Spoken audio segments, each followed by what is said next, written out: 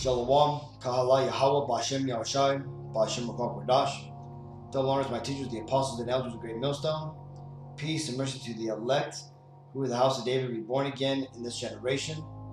And Shalom to the 130 Yasharallah, who before losing our true heritage were known as and still are the true Hebrew Israelites of the Holy Bible. Now, today, we're going to get into a reply to this video called Why White People Are Called Caucasians by Professor Emeritus of Princeton University, Nell Painter. Right? Emeritus basically means that she's a retired professor, and she retired with honors from Princeton for the most part. Basically, they still consider her a professor. Now, I thought, I'd give this video a chance, right? It's one of those videos that automatically play after you watch a video of a brother or some type of truth video regarding the Hebrew Israelite truth of the Bible, right? This is just, it's constantly on autoplay. So, I had some time. I was arranging some things at the house. And I was like, let me listen to what this Judite woman, right? Because she may think she's a so-called African American or a Negro woman, but in fact, she is an Israelite. She of the tribe of Judah, making her a Judite, or what you would refer to as a real Jew, right? However, she gives no indication, zero, zip, nada, right? She is as clueless as they come to this truth, right? And this presentation, for the most part, it was a waste of an hour, right? It was just basically nothing but knowledge, right? Just facts, articles that she's reading with no real depth to it. And the ultimate conclusion, which I'm going to go ahead and we're going to go through a few things, a few points in this presentation, just so you could see the folly of the people in this world who consider themselves wise, right? What this world considers wise. You're going to see the folly of it, man, that they can't even explain where the term Caucasians come from. And in fact, the more important question, who the Caucasians actually are, okay? Now, that being said, let's read the scripture real quick before we get into any of this. 1 Corinthians 3:19. For the wisdom of this world is foolishness to God. For it is written, He taketh the wise in their own craftiness. So let's go ahead and watch Nell Painter basically just go through a litany of just facts and just useless knowledge, right? That, that for the most part by themselves is just nice to know type of things, but really do not explain anything, right? You see, Nell Painter does something which a lot of churches do and people like vocab do, right? They'll explain everything about a subject except for what that subject is about, right? It's like having a spoon, right? They can tell you where it was made, what its metal consistency is, the curve ratio of the bowl, and the strength of the shaft on the spoon, who created it, what was the mold that was used, and all this stuff, right? But they'll never explain how to use a spoon. What is it for, right? You see, this is what knowledge is. Knowledge tells you about things, right? But you see, this is where these devils that supply this information, that have set up this false facade upon these Caucasians, has attempted to hide themselves. Because you see, off the bat, these Caucasians, or so-called white people, when you get down to it, these are known as the Edomites of the Holy Bible, okay? These are a particular race, right? In fact, in the Bible, in 1 Genesis 10, it breaks down the 18 nations of the world, right? Or at least the 18 nations that the world breaks down to in the viewpoint of the Lord, right? Today, the UN recognizes, I think, over 195 nations now. But the point being is all those 195 nations all go back to the original 18 nations described in Genesis 10, okay? And the Caucasian race, right, though they've changed their names many times and they've split up and whatnot, they go back to one of those 18 nations, right? The nation of Edom, right? Making them the Edomites.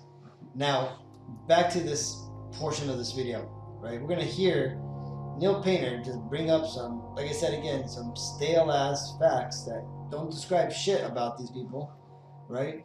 And the funny thing is being an Israelite, like Neil Painter is, right? Unless she's a tear, right? Unless her father's lineage goes back to a so-called Edomite or another nation, which I doubt. I'm pretty sure she's a Judite, but she's just lost in the Babylonian sauce, right? She's puffed up on knowledge and has no understanding, as the scriptures tells you that the Lord would do to the wise of this world. He would confound them with the simplest things, right? Like, for example, right, as an Israelite and a Judite, on top of that, the Caucasian race or the Edomite race is her mortal enemy. These are her adversaries, right?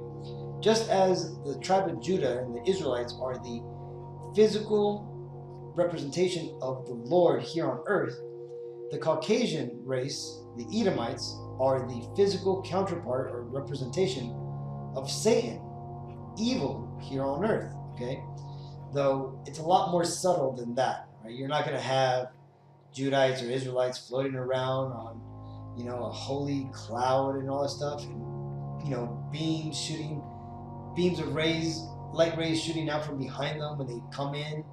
And you're not going to have these devils, walking around with horns and pitchforks, though some of them are red. It's a lot more subtler than that, okay? Now, let's go and watch this and just listen to the folly.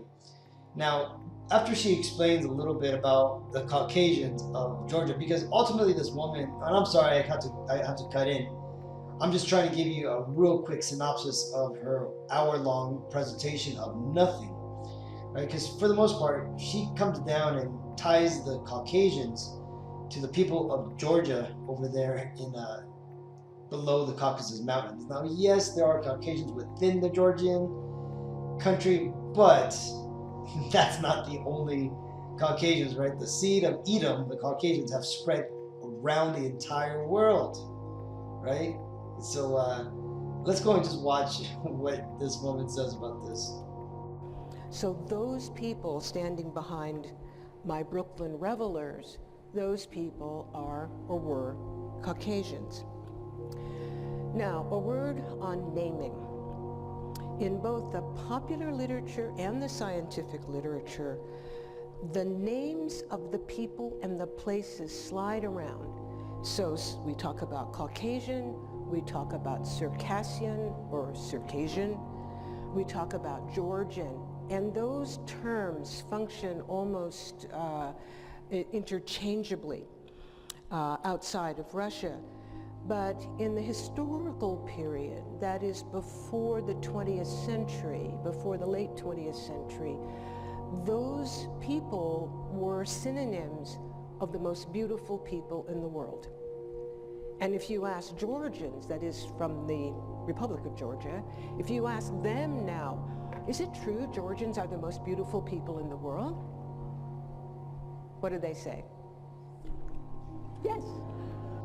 And I'm going to stop it at that point, right? Because you see, this lady, in an attempt to, maybe in a subconscious attempt, she literally just goes back to break down what the term Caucasian meant, right? In old historic times. Now, what she is talking about the Caucasians saying that the Caucasian race was the most beautiful, perfect race, and right, that they were the best specimens on earth, goes back to Esau trying to rewrite the image of the judges in the Bible, right? Trying to remake his image as being the superior race, right?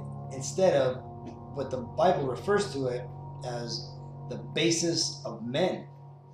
Well, what this woman is falling for is basically Esau's very early propaganda. You see, what happened is, and let's go to the Bible timeline for this, because you have to, real quick, we're going to explain what happened to the Caucasian race, right?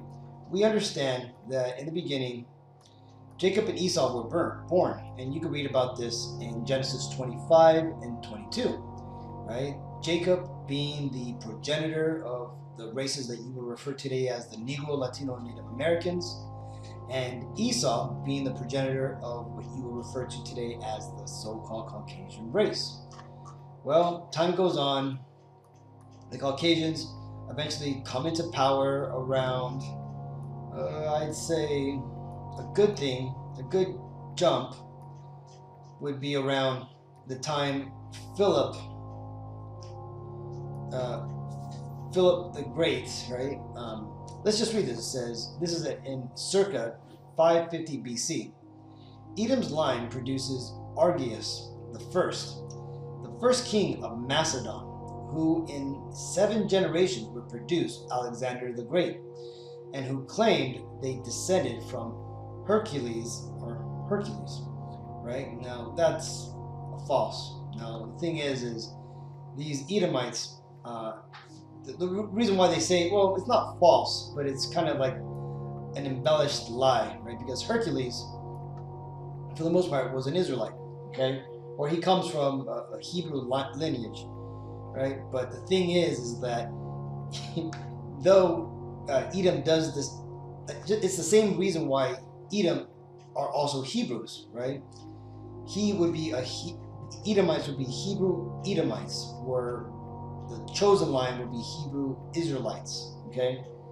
Now, Philip the First, Alexander the Great's father, for the most part, it establishes the rulership of the Macedonians, right? And around 550 is when the Edomites had, for the most part, started calling themselves the Macedonians, right? They had came from the east, right, which we know today as Jordan, or back then would have been Petra, right, which is Jordan today.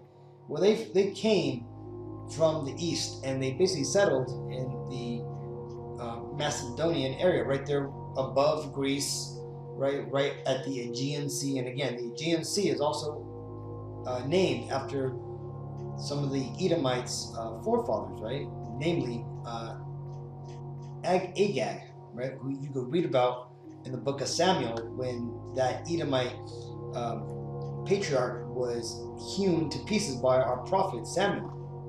Well, once the Macedonians came into power, one famous Macedonian, Haman, which you could read about in Queen or in Esther, right here Haman is.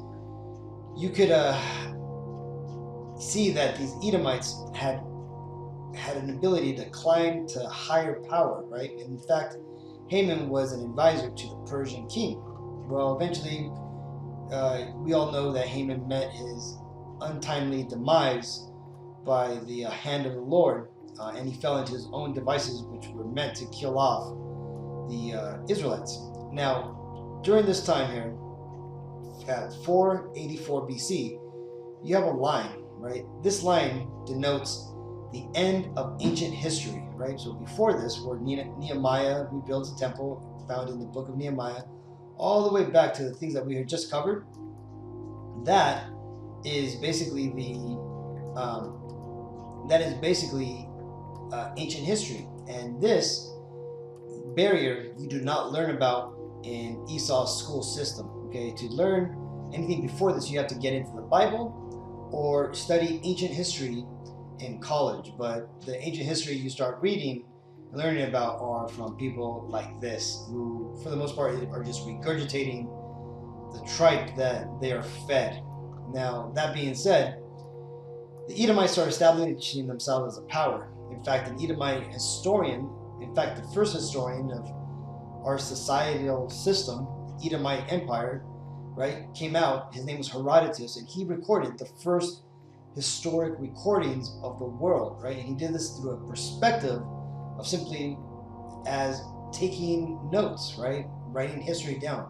Before this, history was written in poems or things like you see in the Bible. Well, Petra was eventually established, right? It was a home. It tells you here, it says, Edom's nation grew in power, spreads eastwards, and starts to build in the style they're known for till today, right? The Roman columns that you see over here in America, all this, right? This is the style of the Edomites. Edom takes on the name of the Macedonians, right? And then eventually they take over the Greeks, right? The original Greeks, right? And these original Greeks would be people that you would know today, the people of the South Seas, right? The Fijians, the Samoans, and so forth, right? So the Macedonians take over the Greeks, right? But they leave them in power and eventually meld in with their society and for the most part take it over. And then they eventually, Alexander the Great comes around and he conquers the known world at the time, which was talked about or prophesied in Daniel's 8, Zechariah 9:1, and also you can read about it in Maccabees 1:1. Right? Well, then after that, like it tells you in Maccabees that when Alexander died, his 4 generals took over, and they basically, like Macedonia went to Antiochus, Asia went to Lysimachus, Syria went to Seleucus, and Egypt went to Ptolemy. Right? And these devils basically established the Edomite foothold around the entire world, right? And it went great for the Edomites, right? They created the Serapis Christi, god over in Egypt, right? Which was basically the combination of Osiris and the Apis bull together, right? Sir Apis, right? Osiris, Apis, Serapis, Christius, right? Which means anointed, which this was literally an image of Ptolemy II, the son of Ptolemy, right? So these devils were keen on getting people to worship them, right? They eventually married into the Ishmaelites, the Edomites, that is, right? And they started to get a foothold within the Arab nations, right? And they basically started melding in with the Nabateans, right? This is why when you read about the Nabateans, you'll see that they were a great Arab tribe that was based out of Petra, which was the homeland of the Edomites, and that they basically were in charge of all the trade routes there in Saudi Arabia and all this type of stuff, right? Basically, it was Edomites and Ishmael mixed together. So let's fast forward. Rome gets established, right, with the Edomites coming over from Greece and basically taking over, right? And you have a famous man by the name of Leo Scipio Africanus, right? At this time, they were not known as Caucasians. They simply were known as Idumeans, right? Because they had lost the Edomite name. They had gone from Macedonians to Greeks. They were now calling themselves Romans, and in some cases, they would refer to their ancient names not as Edom, but as Idum or Idumeans, okay? So one famous Idumean or Edomite or Caucasian would be Leo Scipio Africanus, who conquered Africa, and which Africa is named after today, right? So that professor more likely doesn't know that the title that she more likely goes by, African American, is named after this man, this Caucasian. Right, let's go on. Julius Caesar then comes to power, right? And he basically does mighty works there in Rome and thrusts Rome into a sphere of power that controls the known world, right? This is what's known as the fourth beast in Daniel's vision, right? Which would eventually be reborn again in the Edomite or in the American Empire. Cleopatra is a descendant of Ptolemy, which again, she would be what you would refer to today as a so-called Jewish person, or really an Amalekite Edomite today, right? She ends up marrying Julius Caesar and then Mark Antony. You have Herod, who was an Edomite, who married into the Maccabean family, right? After killing the men, he married one of the women. and but basically he was an Edomite, right? His father was Antipater, that devil.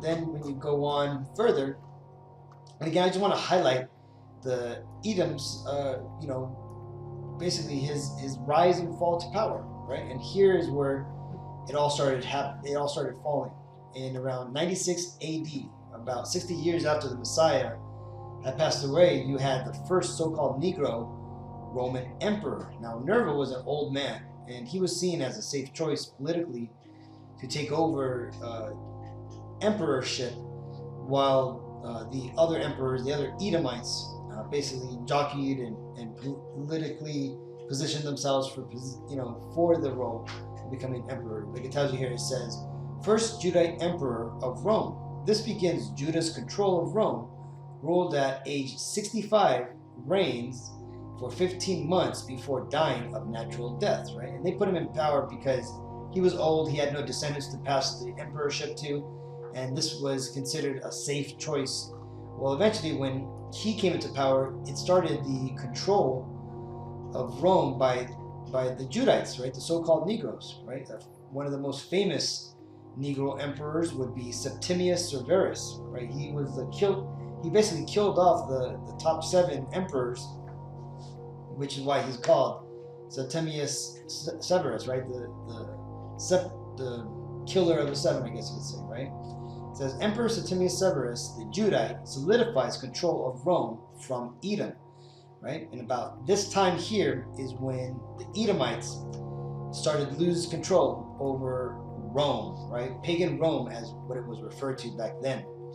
At this point, the Judites, the so-called Negroes, would become the emperors, continuing on and on, right? And as you can see here, there was 2 sons, right? Obviously Septimius was a so-called Negro, his wife was not, but their son came out looking like a mixed, child, right? So that being said, when you go on, you get to the next popular emperor and his actions that he did, right? Emperor Constantine, which was another so-called Negro, right? And he eventually took Rome and changed it from a pagan observing country into a Christian, or at that time what they would refer to it as Catholicism or Catholic, led country, right? And what he did was establish and set up the Vatican to be the head of this religious organization, right? Because they seen that the Judites, the Israelites, what they were referred to as the Christians, were gaining power, right? And ultimately they had to take control of that. And what they did is they basically set up their own inside guys, right?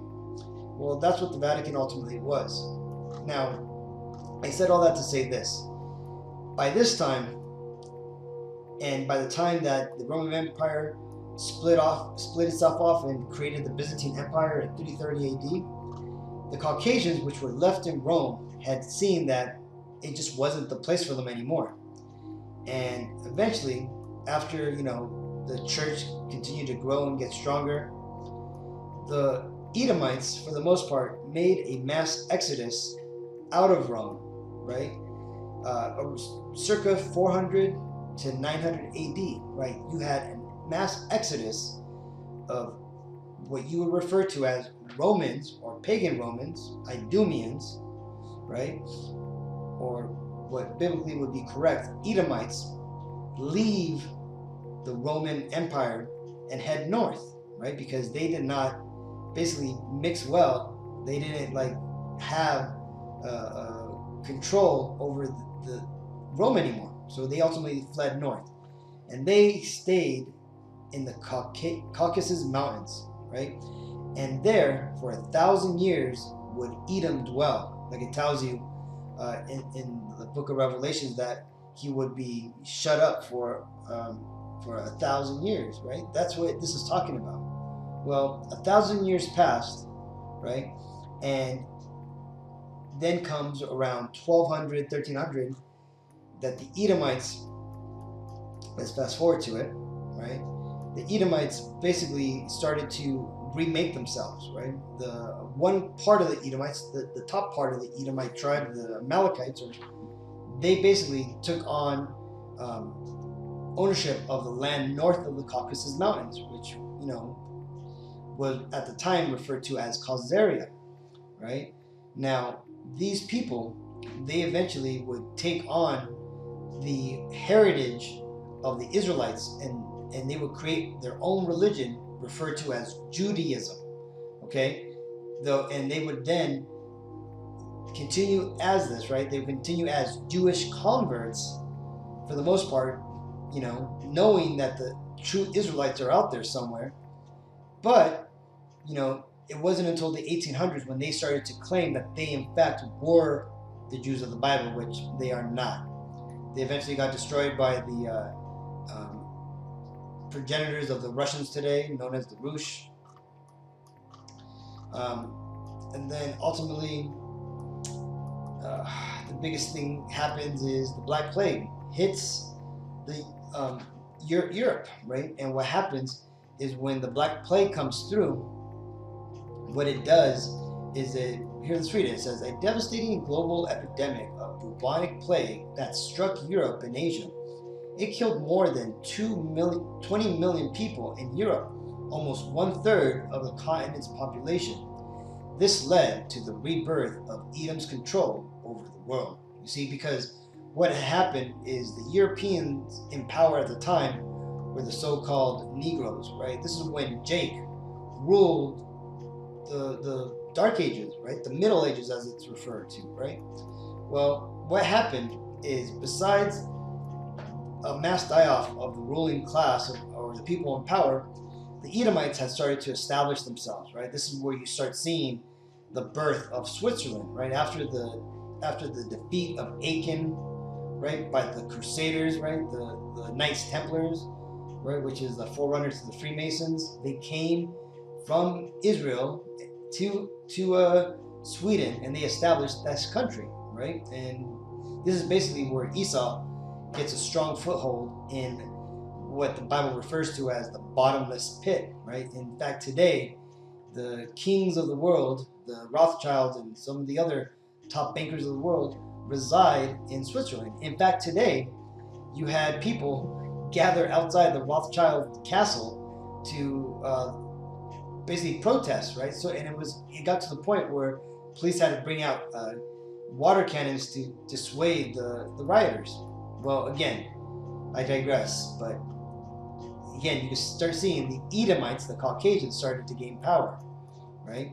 And then ultimately, it continued to grow. They married into families, unrighteous dealings went through, and eventually the Renaissance happened. This is where Esau, the Edomites, the Caucasians, finally gained control over the European known world, okay? They had taken over the Vatican. They basically were able to rechange all the images. This is why during this period you had such an uplifting of artists, Michelangelo, Donatello, Leonardo, Da Vinci, and so forth, man.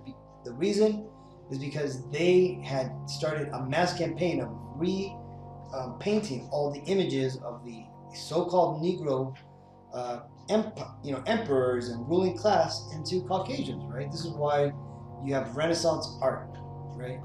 Well, that's where the Caucasians come from, right? After the Renaissance, the rebirth, which is what that means. Basically, you had Esau basically come up in power, right? Freemasonry was born at, well, let's not skip something, right?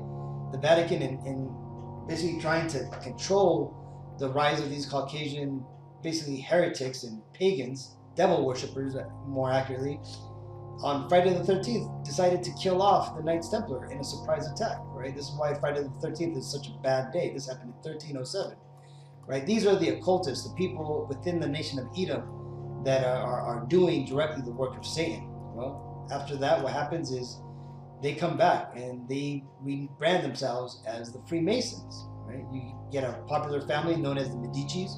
They rise to power with their business of banking over there in, I believe in Venice, and or Florence, I believe, and basically it's because of them, right, and their financing and purchasing of the Vatican seat, right, and bribing and basically getting their cousin on the with into the Vatican as Pope. They eventually make way for this devil, Rodrigo Borgia, right, or what his papal name would be, Pope Alexander VI, who renamed or remade the image of so-called Jesus Christ by the image of his son, Cesare Borgia, right? There's two shows called, one is called Borgia, the other one's called The Borgias.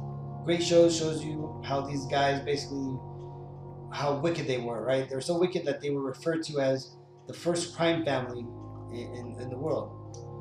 Well, that being said, Esau starts spreading around the world, finds America, finds the northern tribe who is over here in the Americas, right? Which us Latinos and Native Indians had been over here in the Americas since around, I think it was like 600 BC. So we had been over here about 2,400 years before the Spanish conquest, which eventually would take us into slavery under the Edomites, right? Which controlled Spain, right? But also was a mixture of Jake that was over there in Spain too. But for the most part, remember, it was the so-called Jewish slave ships that and the financing of the so-called Jews that enabled this to happen, right? These devils invented J, and it goes on and on. But again, the point being is that these devils have done a lot of work, right? So much so that they have remade their entire image. They have rewritten what this lady here is referring to as, what the term beauty is, right? Instead of it being a so-called Negro as the standard for beauty, these Edomites, as back what she's referencing, had rewritten the standard of beauty, right? And they had referred to themselves as the most beautiful and righteous and perfect example of people. And this is because they had been given that power. Next, let's get into what she's talking about here, right? She's basically trying to dissuade people from using the term Caucasian, and she pretty much makes a really shitty point about why it shouldn't be used anymore, how it holds no more merit. But let's just hear it out of the horse's mouth. Caucasian lost its meaning, and this article was on the 6th of July, 2013. I'm actually quoted in it. And the reporter, Shayla Dewan, notes in her piece, this is her quote, in 1889, the editors of the Oxford English Dictionary noted that the term Caucasian had been practically discarded. 1889. She continues, but they spoke too soon. Blumenbach's authority had given the word a pseudo-scientific sheen that preserved its appeal. Even now, the word gives discussions of race a weird technocratic gravitas, as when the police insist that you step out of your vehicle instead of your car. There is a short answer to my question, short but opaque. In the late 18th century, Jan Friedrich Blumenbach, an 18th century German scholar, assigned the name to people living in Western Europe, to the River Ob in Russia, to Northern Africa, and to India. Call them Caucasian. It's a large group of people. Blumenbach enjoyed a scholarly reputation that gave his designation enormous heft, and it got picked up very quickly. Although the term Caucasian now has many synonyms, including white, it retains a certain currency by dint of repetition. So the short answer is that skull, you see. The fuller and longer answer is complicated, and it entails the history of scholarly exchange, Russian imperialism, and notions of the most beautiful form of skull, which in my beautiful typical head of a young Georgian female. That's about enough. So she starts waxing poetically about this devil here, this Edomite devil, Blumenbach, right? He established, or he rewrote what it meant to be Caucasian, right? And he basically explained using 5 skulls of his ex-lover and different people, that one was like a slave, the other one was and other, basically there were 5 examples, from Mongoloid, as they refer to Ethiopian, and one was a Caucasian, another one was so-called Negro, right? And of course, the Caucasian skull was the most well-defined, most beautiful, and it fell to a certain amount of people. So ultimately, these devils set up a system to hide what it actually meant to be Caucasians, right? And this lady, she fell for it, and she's basically regurgitating what this devil established so long ago, right? So again, notice that all this is just knowledge, but there's no explanation of why they're actually called Caucasians, other than the skull that this man, this devil, classified as a Caucasian skull, right? And a group of people that they now renamed, which included the East Indians, was now referred to as Caucasian, right? And we're gonna get into this last conclusion where she basically gives the 3 reasons why white people are called Caucasians, which they're freaking jokes. In conclusion, Caucasian is only one term for people of European descent. The word... And she's right, it's only one term, right? Because you see, these devils are not from European, right, or Europe, right? They are not from European descent. They originate in the Middle East, right, or the Levant, namely in the land of Edom, where Petra is at, right? Today, modern Jordan.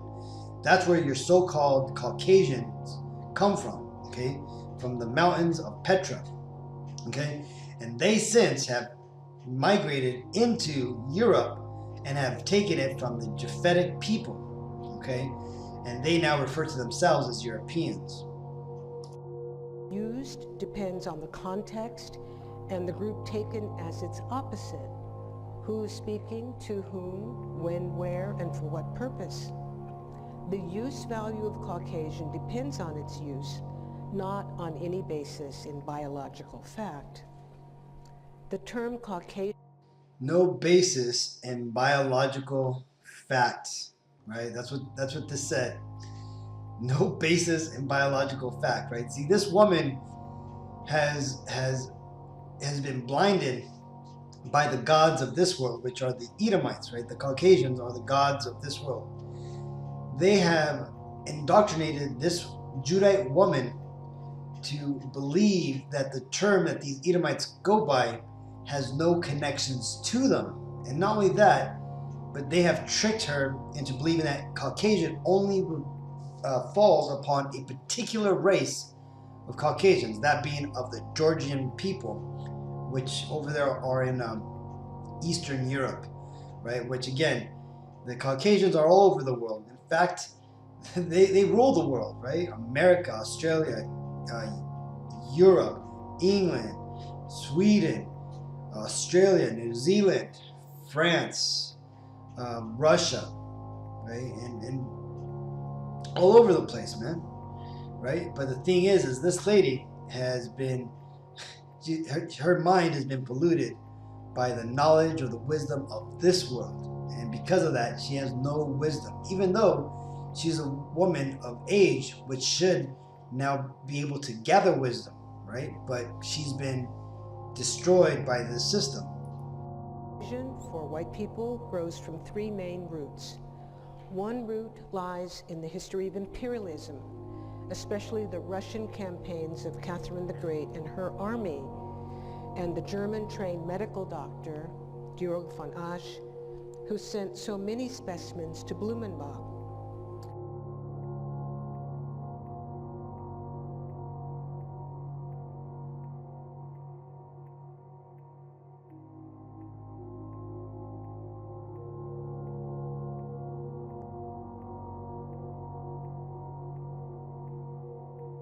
British imperialism also played its part in the person of Joseph Banks.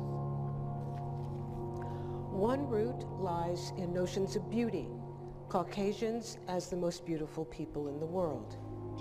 So here is the second point, right? The reason why Caucasians is the term that white people use, right? Because they established that, or at least Esau established that the term Caucasian meant was they were the perfected state of the Caucasian race, right? So, and thenceforth, they should be the standard of beauty for the entire world. And this woman is idiotically using that as one of the roots of the reason of why white people are called Caucasians.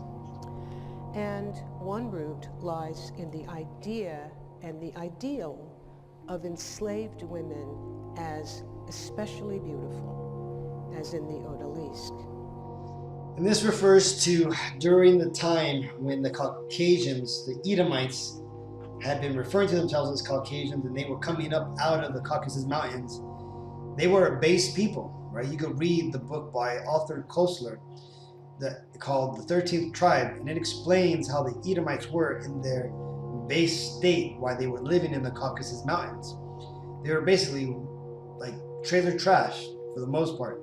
They were selling their daughters into slavery, and those daughters would be sold all over the known world as sex slaves, right? And basically, that's what those obelisk things she was talking about, right? The beauty of slavery, right? Yes, the term Caucasian for people of European descent is not only outmoded, it has always been contingent.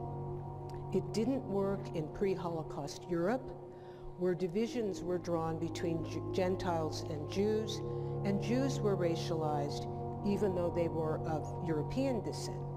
You see, and this is just another deception that this woman cannot get past. Right? She doesn't realize that the so-called Jews during the Holocaust were in fact Edomites that had basically taken on a new identity back in the 700, circa 700 AD, right? It didn't work in societies like the Balkans, where religion divided people. So you can use it if you want, but understand that it's only as scientific as its use. When researchers start using Caucasian to mean white Americans, the term will no longer be recognized. That's enough of that. She kind of gets into like some poem bullshit. But you see, that's your average Judite, especially your Judite woman, on the wine of Babylon. This is Job 39:17. Because God hath deprived her of wisdom, neither hath he imparted to her understanding. So the simple question of why the white people refer to themselves as Caucasians, well, it's simple. It's because they are the Edomites, right? And their truth and their true origins have been revealed by the Lord, right? Through prophecy, through historic events, through their own historic records, right? They, in fact, have linked themselves to the nation of Edom, right? Now, this is deep level knowledge that not everybody's going to understand. Even a professor of Princeton University, right? That goes on to just spout knowledge and facts as if she did something, right? But all she managed to do was spread more disinformation. Didn't really even answer the question, right? But gave three nonsensical reasons why Caucasians is a term for white people, right? No, the reason why white people use the term Caucasian is because they are hiding from their true identity, because they do not want the world to find out who they are. But that ain't gonna work because the Lord is revealing them. This is Jeremiah 49:10. But I have made Esau bare. I have uncovered his secret places, and he shall not be able to hide himself. His seed is spoiled, and his brethren, and his neighbors, and he is not. You see, it's going to come to the point where eventually everybody's going to realize who these Caucasians truly are, who these white people truly are, right? And not only that, but they're going to figure out that who the Edomites are, right? Because, some people understand who the Freemasons are, who the France is, modern France is, who modern Germany, Switzerland, who the Templars, the Kabbalists, the, Vatican Judaism, Romans and Khazars were, right? But they're ultimately going to trace it back to Edom and the Edomites, right?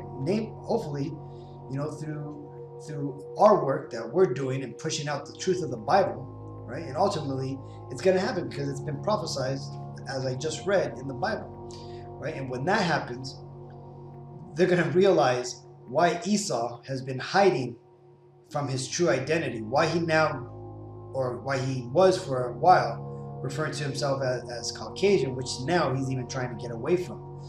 This is Genesis 4:12. When thou tillest the ground, it shall not henceforth yield unto thee her strength. A fugitive and a vagabond shalt thou be in the earth. A fugitive is what these Caucasians are, right? Their race is a fugitive race, right? And what is a fugitive? Well, if Google comes up, it'll read that, of course, there it goes. A fugitive, a person who has escaped from a place or is in hiding, especially to avoid arrest or persecution. These Edomites are hiding from a persecution that is coming their way. No matter how much they hide themselves, no matter how much they try to educate our people to hide them, for them, right? This is from the Zondervan Bible Dictionary, right? A Bible dictionary which is maintained by a family of so-called Edomites, of Edomites or so-called Caucasians. It said, we'll read the red part. It says, Edom figures prominently in the prophetic scriptures as the scene of great future judgments. She is the only neighbor of the Israelites who was not given any promise of mercy from God. Right? And that's why white people, or was it? That's why white people refer to themselves as Caucasians. Okay? Let's finish off with this. This is 1 Corinthians 1:27. But God hath chosen the foolish things of this world, to confound the wise. And God hath chosen the weak things of the world to confound the things which are mighty. Right? This is all prophecy. The reason why somebody who has just done, some basic research online and has been, studying the Bible, and, I'm not a professor, but, I am deeply studied, but I'm studied in the Bible and other historic, facts, right? Historic records and all that good stuff, right? So I would be considered weak in this world, right? Something foolish, something looked down on, despised, right?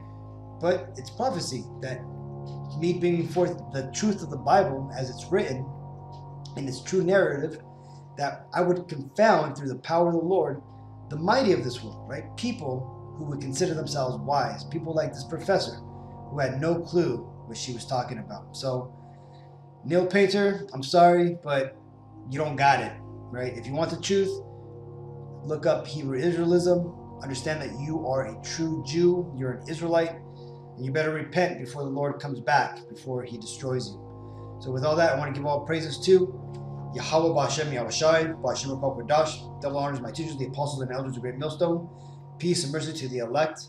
Shalom.